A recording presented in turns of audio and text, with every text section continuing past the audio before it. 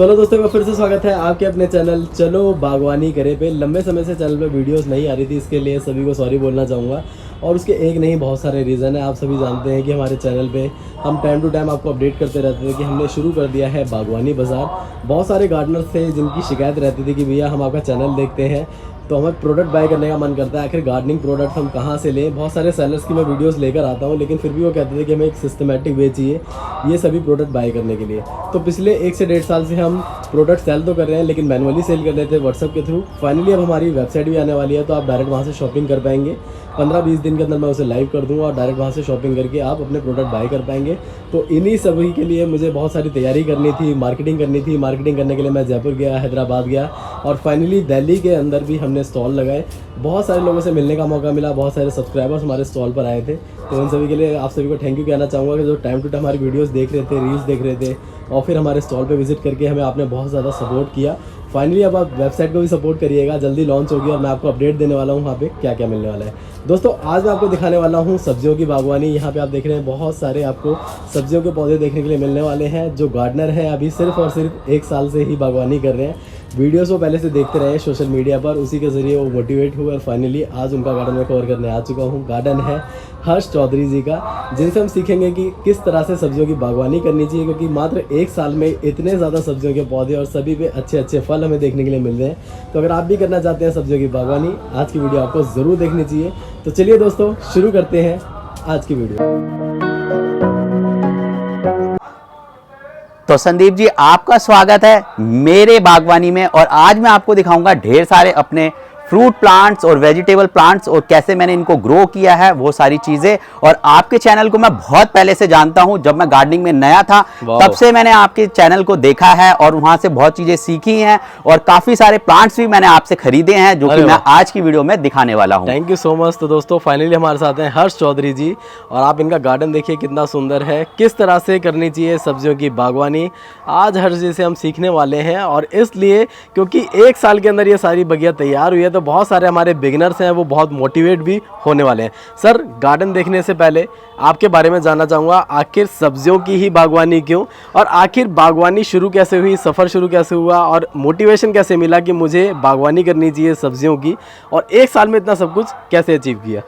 1 साल में अचीव मैंने ऐसे किया कि जैसे कि आपको पता ही है मार्केट में कितनी ज़्यादा केमिकल पेस्टिसाइड वाली सब्जियां मिलती हैं और महंगी भी मिलती हैं और साथ में केमिकल वाली भी होती हैं। और मेरे टेरेस गार्डन पे कोई भी केमिकल यूज़ नहीं होता, कोई भी पेस्टिसाइड यूज़ नहीं होता। सारी ऑर्गेनिक फर्टिलाइजर भी मैं खुद बनाता हूँ, सारे पेस्टिसाइड भी ऑर्गेनिक मैं खुद ही बनाता हूँ। वही यूज़ कर मैं ढेर सारी सब्जियां अपने टेरेस गार्डन पे लगाता हूँ। जैसे कि आपने देखा ही होगा मेरी वीडियोज़ में, मैं फ्रूट प्लांट्स, सब्जियों के प्लांट, सारी बेल वाली सब्जियां, सारी बेल वाले फ्रूट सारे ही मैं अपने ऑर्गेनिक अपने टेरेस गार्डन पे उगाता हूं। जर्नी मेरी कुछ इस तरह से स्टार्ट हुई, जब मैं कॉर्पोरेट जॉब में था तब थोड़ा प्रेशर होता है जॉब का, बहुत सारी टेंशन्स होती हैं। तो हम 1-2 पौधे स्टार्टिंग में हमने लगाए थे और जब 2 पौधे लगाए तो धीरे धीरे शौक बढ़ा और आज आप देख सकते हैं मेरा टेरेस गार्डन बन चुका है, जहां पे मैंने ढेर सारी सब्जियां, ढेर सारे फ्रूट वाले प्लांट्स लगा रखे हैं। नाइस। तो सर ये तो बहुत ही ज़बरदस्त है और साथ ही में आप एक क्रिएटर भी हैं, आपकी वीडियोस मैंने देखी, मुझे काफ़ी अच्छी लगी। हाँ जी, हाँ जी। और आपके चैनल का नाम क्या हमारे व्यूअर्स को बता दीजिए। मेरे चैनल का नाम है आसान बागवानी। वाह, मतलब बागवानी को बिल्कुल आसान कर दिया। आसान, बिल्कुल आसान है। आप देख सकते हैं कि 1 साल में मैंने कितना अच्छा बिल्ड किया है, तो मैं कर सकता हूं तो आप भी कर सकते हो। मेरे को बिल्कुल भी नॉलेज नहीं थी जब मैं गार्डनिंग में नया था, बट आज की डेट में मैं जो भी सीड्स लगाता हूं उनमें सब्जियां जरूर लगती है, आप जैसे कि देख भी सकते हैं। तो दोस्तों आप सर के चैनल को विजिट कर सकते हैं इस वीडियो को देखने के बाद, लिंक मैंने डाल दिया है डिस्क्रिप्शन में, आप विजिट करें, इन्हें भी सपोर्ट करें और सीखना चाहते हैं सब्जियों की बागवानी तो आप इन्हें फॉलो भी कर सकते हैं। इसी के साथ ही सर शुरू करते हैं आज की वीडियो। सबसे पहले तो आपके गार्डन में देख रहा हूँ आपने मल्टीपल फ्लावरिंग और फ्रूट प्लांट, सब्जियों के प्लांट लगा रखे हैं, जिन पर हम डिस्कशन करेंगे। सेग्रीगेशन बहुत ज़बरदस्त है। ज़्यादातर आपने ग्रो बैग का इस्तेमाल किया, तो ग्रो बैग का इस्तेमाल क्यों करना चाहिए, क्या फ़ायदे हैं और कितने लॉन्ग लास्टिंग, कितने ड्यूरेबल हैं? ग्रो बैग का इस्तेमाल इसलिए हमें करना चाहिए क्योंकि क्या होता है कि ग्रो बैग हल्के होते हैं। हम जैसे मिट्टी वाले गमले में स्टार्टिंग में जब नया था तो मिट्टी वाले गमले यूज करता था। मिट्टी वाले जो गमले होते हैं उसका क्या होता है, आप देखिए वो भारी भी होते हैं, फिर उसमें हम मिट्टी डालते हैं वो भी डबल भारी हो जाता है। तो ग्रो बैग्स क्या होते हैं, हल्के होते हैं। आप मेरी तरफ चारों तरफ देखेंगे तो चारों तरफ आपको ग्रो बैग्स दिखेंगे या तो आपको ड्रम्स दिखेंगे। ड्रम्स में क्या होता है, हम बेल वाली सब्जियां जो लगाते हैं, जब मैं गार्डनिंग में नया था तब ग्रो बैग में 1-2 बेल लगाते थे तो ज्यादा सब्जी नहीं मिलती थी। तो अब क्या है, हम ड्रम यूज करते करते हैं, इसमें 4 बेल लगाते हैं और पूरे महीने हमें, पूरे सीजन हमें सब्जियां देखने को मिलती हैं। तो इसीलिए आप भी ग्रो बैग का इस्तेमाल कर सकते हैं और ग्रो बैग का इस्तेमाल बहुत आसान होता है, लॉन्ग इलास्टिक चलते हैं ये। जैसे कि आप देखेंगे तो सारे ग्रो बैग्स जो हैं मोस्टली मेरे 1-1 साल पुराने ग्रो बैग्स हैं और काफ़ी अच्छी इनकी क्वालिटी है और काफ़ी अच्छे ये धूप में भी चलते हैं, बरसात में चलते हैं और सर्दियों में भी चलते हैं। इसी के साथ ही लाइट वेट भी बहुत होते हैं। लाइट वेट जिन लोगों को भ्रम है कि छत पे वजन बढ़ रहा है, हाँ, उन लोगों के लिए बहुत आप देख अच्छा सकते है। हैं। तो वजन ऐसा कुछ नहीं होता, वजन मेरे को भी काफी ज्यादा लोग बोलते हैं, कमेंट भी करते हैं कि यार आपकी छत गिर जाएगी, वजन गिर जाएगा, बट ऐसा नहीं होता। हम हजार टंकियां भी ऊपर रखते हैं तो उससे नहीं गिरती छत, तो ग्रो बैग से तो कहाँ ही गिरेगी। और इसमें कोकोपीट भी मिलाते हैं, खाद भी मिलाते हैं, तो मिट्टी का इतना वजन नहीं होता है। आप अगर गार्डनिंग करना चाहते हैं तो ग्रो बैग का इस्तेमाल कर सकते हैं, एक अच्छी और हल्की मिट्टी बनाकर उसमें पौधे लगा सकते हैं। तो मिट्टी ऑलरेडी हल्की सर ने बना रखी है और इससे कोई फर्क नहीं पड़ता। जैसे कि सर ने बताया, अगर ये यहाँ पे नहीं होता तो आपका फ्लोर होता, फ्लोर पे बहुत सारी चीजें होती हैं जो रखी रहती हैं, उससे भी वजन रहता है। लेकिन जो मकान बनते हैं वो इस तरह से बिल्ड होते हैं ताकि ये सब वजन झेल पाए। इसी के साथ ही सर पीछे जो स्ट्रक्चर है बहुत जबरदस्त है, इसके बारे में बताइए कि आखिर किस तरह बना है। बिल्कुल नेचुरल आपने फील दी है प्लांट्स को। ये स्ट्रक्चर मैं सोच रहा था कि बेल वाली सब्जियां कैसे चढ़ाई जाए, कैसे चढ़ाई जाए। स्टार्टिंग में तो मैंने क्रेट्स में लगाया था यहाँ पर, बट बाद में मेरे को एक आइडिया आया कि मैं ड्रम का यूज करके उसको एक चबूतरा टाइप का बना के उसको ऊपर बेलों को चढ़ा सकता हूँ। आने वाले टाइम में मैं कुछ क्रिएटिव भी लाऊंगा। इन अभी जो सर्दियों की जो बेलें आएंगी उसके लिए भी मैंने एक अलग सोचा है, क्योंकि ये तो बहुत पुराना हो चुका है, बहुत लोग करते हैं। तो आने वाले टाइम में हम कुछ और भी नया करेंगे इसको लेकर, क्योंकि दिखने में, क्योंकि हमारी जो सब्जियां होती है वो अंदर छुप जाती हैं कई बार। तो अब आने वाले टाइम में मैं कुछ ऐसा करूंगा कि जो सब्जियां भी हैं वो आपको सामने से ही देखने को मिलेगी। जैसे अंदर कद्दू लगा है, तोरी लगे हैं, करेले लगे हैं, बट वो अंदर जाके ही पता चलता है। बट क्या है, आने वाले टाइम में कुछ ऐसा करेंगे कि ये जो सब्जियां आप देख रहे हैं ये आपको सामने से ही देखने को मिल जाएंगी। वाह। तो चेंजेस हर गार्डनर अपने गार्डन में करते रहते हैं टाइम टू टाइम, और वो चेंजेस ही मुझे दिखाने में मज़ा आता है दोस्तों। तो नेक्स्ट टाइम जब आऊँगा तो चेंजेस दिखाऊंगा क्या क्या किए सर ने और किस तरह से इन्होंने अपने गार्डन को रीडेवलप किया। आप अभी देख पा रहे हैं यहाँ पे सारी इन्होंने बांस की चीज़ें इस्तेमाल की हैं और ये बहुत ज़्यादा कॉस्टली नहीं है। अक्सर हम किसी भी गार्डन में जाते हैं, उसकी खूबसूरती देखते हैं तो सबसे ज़्यादा सब्सक्राइबर्स को लगता है कि बहुत ज़्यादा खर्चा किया होगा, लेकिन ये सब खर्चे वाली चीज़ें नहीं है। इस तरह की बांस की चीज़ें अक्सर हमारे घर में वेस्ट भी होती है, वो भी यूज़ कर सकते हैं और बाहर से भी बहुत ही रिजनेबल आती है। आपने कैसे किया सर? स्टार्टिंग में मैं आपको बताता हूँ, इसके पीछे बहुत अच्छी कहानी है। जब मैंने गार्डनिंग स्टार्ट करी थी, सितंबर में चालू करी थी और अक्टूबर का जब महीना आया तब रावण जले थे और वहां से बांसें मैंने सबसे ज्यादा उठाई थी और वहां से मैंने ये स्ट्रक्चर बनाया था। बट उसके बाद मैंने दोबारा ये स्ट्रक्चर बिल्ड किया, तब मैंने ये जो है ये सारी बांसें जो है ये आराम से आपको कहीं से भी 10 रुपए 5 रुपए में मिल जाती हैं। बट जब स्टार्टिंग में आप नए हो तो आप सोचिए कि आप कैसे उसको जुगाड़ में बना सकते हैं या कम पैसों में बना सकते हैं, क्योंकि जब आप नए होते हो तो आप इन्वेस्ट करते हो तो आपको रिजल्ट नहीं मिलता है। क्यों? क्योंकि आप नए होते हो तो आप पौधा लगाते हो, आपको नहीं पता होता है कि पौधे को क्या चाहिए, पौधे पत्ते पीले पड़ते हैं, उसमें क्या कमी हो रही है। तो इसलिए आप जब नए हो तो सोचिए आपको ज्यादा से ज्यादा प्लांट लगाने हैं, उनके साथ ज्यादा समय बिताना है कि उनमें क्या कमी हो रही है वो आपको खुद देखना होगा। क्योंकि कई बार क्या होता है, मैं भी बहुत लोगों की वीडियोस देखता हूं, मेरे पत्ते पीले पड़े होते हैं, उनके पत्ते पीले पड़े होते हैं तो वो डालते हैं चाय पत्ती और मैं भी डालता हूं चाय पत्ती। बट कई बार क्या होता है, हर पौधे को अलग अलग न्यूट्रिशन चाहिए होता है। तो इसीलिए आप हमेशा कोशिश करिए जितना पौधे के साथ रहेंगे उतना अच्छा आपको रिजल्ट देखने को मिलेगा। जी बिल्कुल ठीक कह रहे हैं कि हर पौधे में चाय पत्ती नहीं डालनी है, पौधे की नीड को समझना है और एक नहीं अनेक तरह की वैरायटी है पौधों की, तो धीरे धीरे आप करेंगे तो ही समझ में आएगा, एक साथ नहीं समझ पाएंगे। और सबसे अच्छी बात ये लगी कि बागवानी की जब शुरुआत करनी है तो आपको बहुत ज़्यादा इन्वेस्ट नहीं करना, आपको बजट में करने की कोशिश करनी है हर चीज़। और किस तरह बजट में करते हैं वो तो हम अपने चैनल पे आपको बताते रहते हैं। सर सब्जियों की शुरुआत की अगर हम बात करें तो सबसे पहला होता है बीज रोपण, सीड हमें लगाने होते हैं। किस तरह से सीड की कंफ्यूजन क्लियर हुई? क्योंकि मैं तो आज भी बहुत ज़्यादा कंफ्यूज रहता हूँ कि कौन सी कंपनी के सीड लेने हैं, किस तरह जर्मिनेट करना है, किस तरह लगाना है।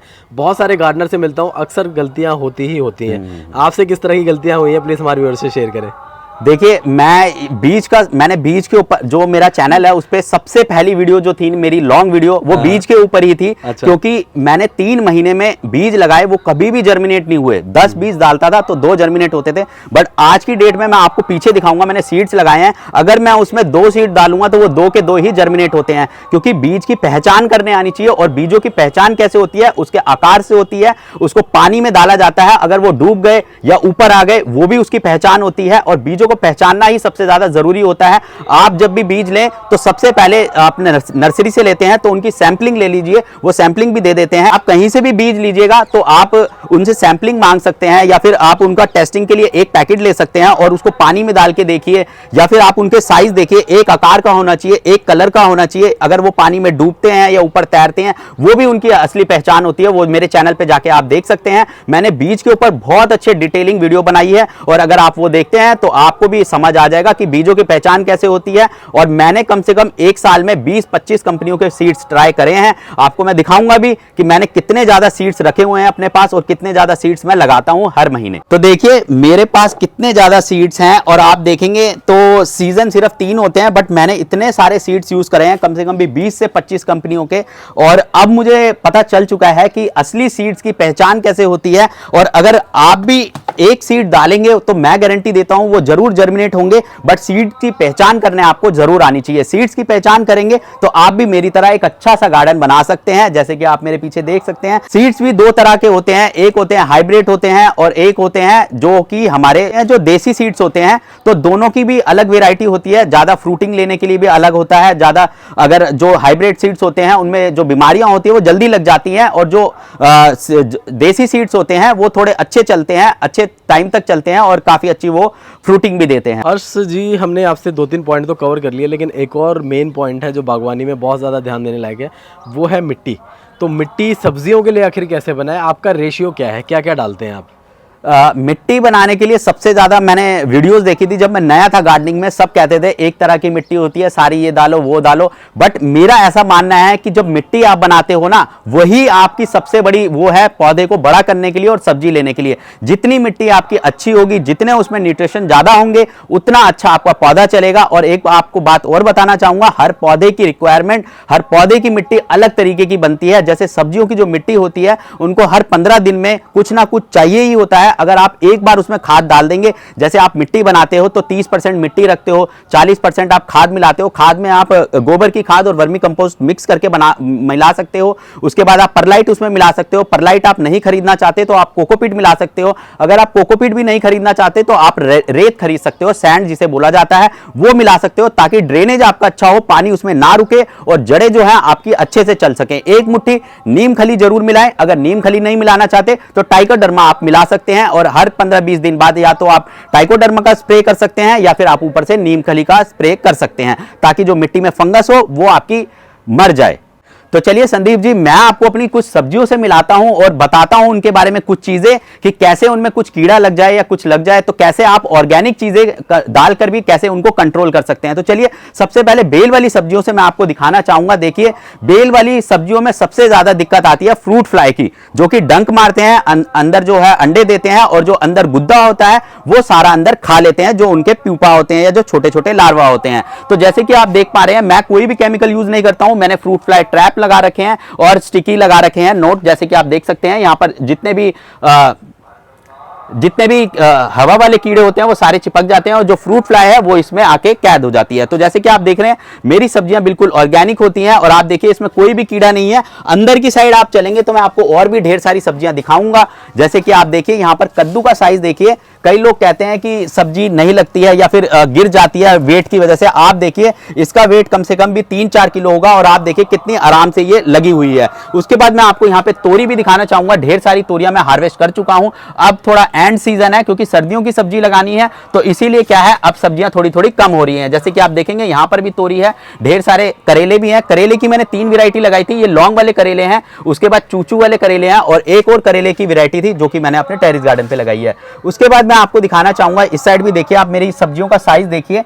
ये अब आप ये देखिए कि मेरा सीजन जाने वाला है, और सीजन के जाने से बाद भी आप देखिए यहाँ पर मेरी सब्जियों का साइज क्या है। तो ये होता है बिल्कुल ऑर्गेनिक चीजें डालने का और ऑर्गेनिक चीजें यूज करने का।